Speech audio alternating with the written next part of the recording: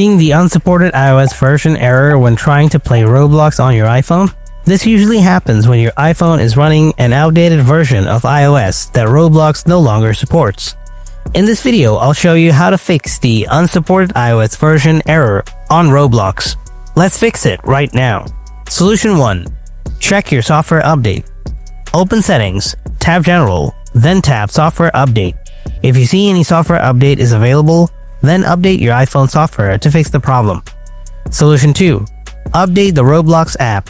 Go to the App Store, tap on the search icon below. Type Roblox. Now find the Roblox and tap on it. If you see any updates available, then update the app.